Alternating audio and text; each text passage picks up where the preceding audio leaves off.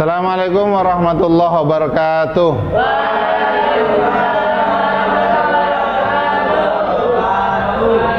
Apa kabar anak-anak? Masih semangat belajar kan? Oke, baik. Sekarang kita akan belajar tentang thaharah atau bersuci. Ya, thaharah atau bersuci.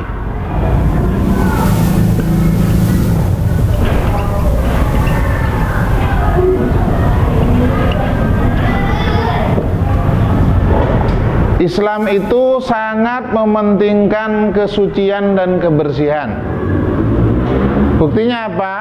Buktinya ketika kita mau melakukan ibadah, maka kita harus suci dulu. Baik suci badan maupun suci diri kita dari hadas. Bersuci itu penting dalam Islam.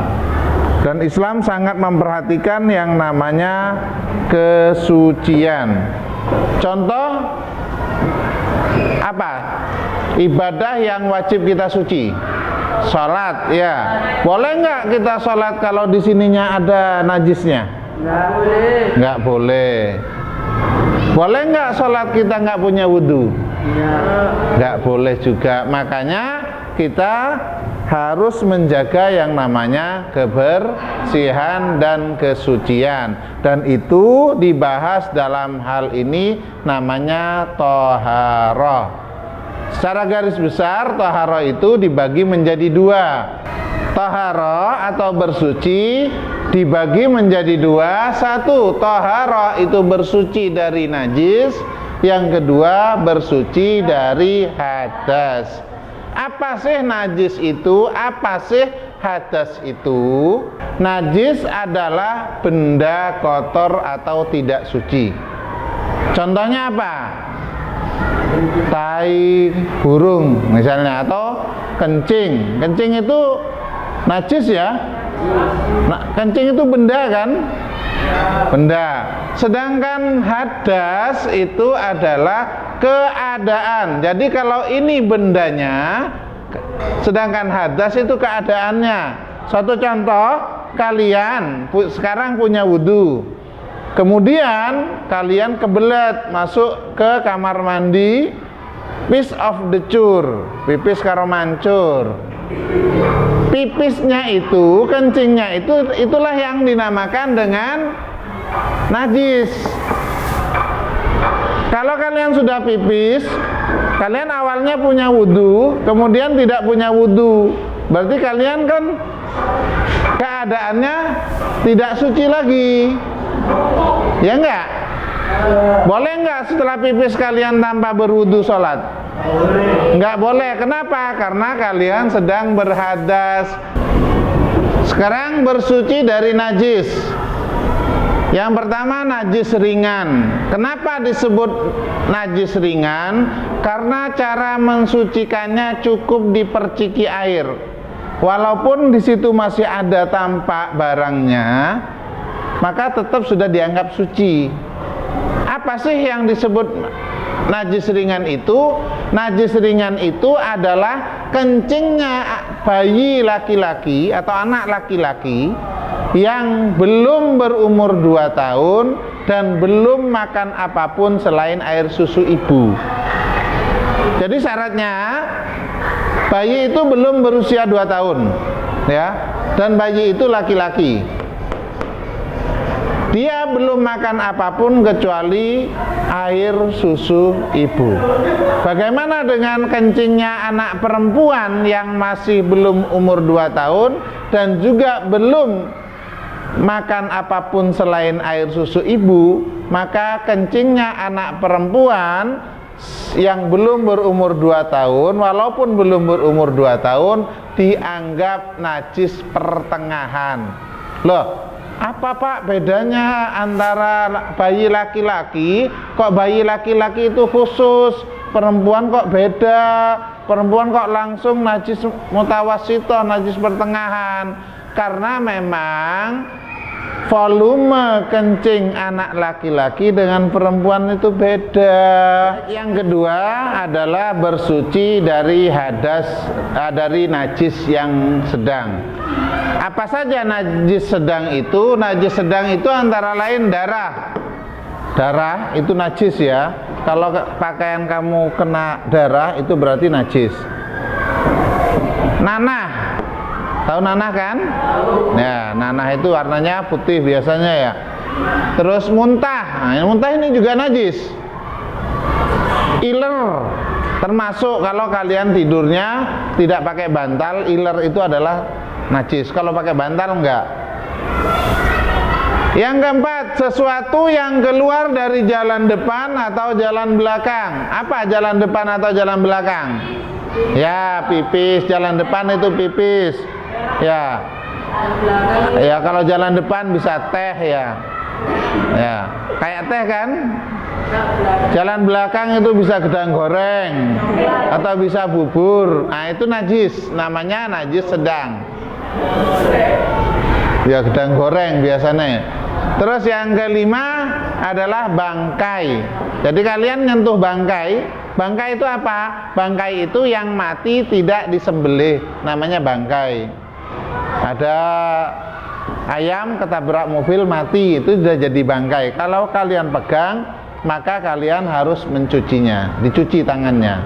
Oke, gimana caranya kalau kita terkena najis sedang ini? Cara mensucikannya adalah dicuci sampai bersih sehingga wujud dari najis yang nempel pada badan kita atau pada pakaian kita itu hilang. Sekarang adalah najis berat. Kenapa dikatakan najis berat? Karena cara mensucikannya itu tidak cukup hanya dicuci sampai bersih, sampai hilang wujudnya, hilang baunya, hilang rasanya, bukan cuma itu. Tapi cara membersihkannya itu harus dibasuh 7 kali. Salah satu dari basuhan yang 7 itu dikasih tanah atau debu, baru hilang, ya, baru bisa suci. Pak, najis apa itu? Najis itu adalah najis apabila badan kita, pakaian kita terkena 2 makhluk ini, 2 binatang ini, babi sama anjing. Ya. Baik, anak-anak, tadi kita sudah belajar tentang bersuci dari najis. Di mana tadi ada najis ringan, najis sedang, najis berat. Nah, sekarang kita akan belajar bersuci dari hadas. Kembali saya ingatkan bahwa hadas itu keadaan orangnya tidak najis, tapi dia tidak terkena najis, tapi keadaannya dia tidak suci, ya. Apa saja hadas itu? Hadas secara garis besar terbagi menjadi 2, ya. Satu namanya hadas kecil, yang kedua hadas besar. Hadas kecil itu apa? Hadas kecil itu penyebabnya adalah satu, keluarnya sesuatu dari jalan depan maupun jalan belakang. Artinya kita berhadas kecil itu kalau kita tidak punya wudhu. Wudhu kita itu batal kalau satu, keluarnya sesuatu dari jalan depan maupun jalan belakang. Apa keluar dari jalan depan tadi? Kencing, berak dan lain sebagainya. Itu kan batal, kita tidak punya wudhu, berarti kita dalam keadaan berhadas kecil. Apalagi yang membatalkan wudhu? Hilangnya akal. Sebab apa? Hilangnya akal sebab tidur atau sebab gila. Ada orang misalnya gilanya itu kumat-kumatan, nek jam 10 mesti gila ngono. Kemudian oleh 2 jam waras. Sadurunge gila dia wudhu. Kemudian dia gila, waras, mlebu zuhur. Apa boleh dia sholat? Enggak boleh. Kenapa? Karena dia sudah berhadas kecil. Atau kalian nunggu sholat, ternyata ketiduran, berarti kan hilang akalnya, maka wudunya batal. Artinya kalian sudah berhadas kecil. Apalagi bersentuhan kulit antara laki-laki dan perempuan, ya, antara laki-laki dan perempuan habis wudu kok demek-demekan, nah itu batal wudunya. Kalian harus wudu lagi nanti kalau mau sholat. Apalagi menyentuh kubul atau dubur. Tadi kubul itu jalan depan, dubur jalan belakang. Si siapa namanya ini? Ya, ini misalnya habis wudu terus kesentuh kemaluannya, maka itu batal wudunya. Lah biar dia suci, bagaimana cara bersucinya? Bersucinya adalah dengan berwudu lagi. Ya, cara bersuci dari hadas kecil itu berwudu. Nah, sekarang hadas besar. Apa sih penyebab hadas besar itu? Hadas besar itu penyebabnya adalah kalau berhubungan suami istri, walaupun keduanya tidak keluar. Tahu-tahu kaget anaknya tangi. Nah, gak jadi, padahal kadung gitu, gak jadi, gak diteruskan karena tetap wajib mandi, ya, karena bersucinya orang hadas besar itu adalah dengan mandi besar. Niatnya diniatkan untuk mandi janabah atau mandi besar, menghilangkan hadas besar, ya. Yang kedua, keluar mani. Mani itu sperma, kalau perempuan ovum, sel telur. Itu bisa jadi karena berhubungan suami istri, atau bisa jadi karena ngelamun terus bayangno moro-moro metu gitu kan. Nah, kalau sudah keluar ini maka wajib mandi. Yang ketiga, haid. Nah, ini untuk perempuan ini ya. Perempuan biasanya kalau tiap bulan datang bulan, disebut dalam bahasa Arab itu haid. Haid itu biasanya orang Jawa bilang M. Makanya orang perempuan itu suge-suge, tiap bulan dapat 1 M. Ya. M ya. Kalau keluar darah haid dan ketika suci, ya, orang keluar darah haid kan kondisinya hadas besar. Dia tidak suci, nggak boleh orang haid itu langsung habis itu mampet tanpa mandi besar terus sholat, itu nggak boleh, ya. Ketika sudah mampet fet ya, maka segera wajib mandi, ya, bersuci. Cara bersucinya mandi.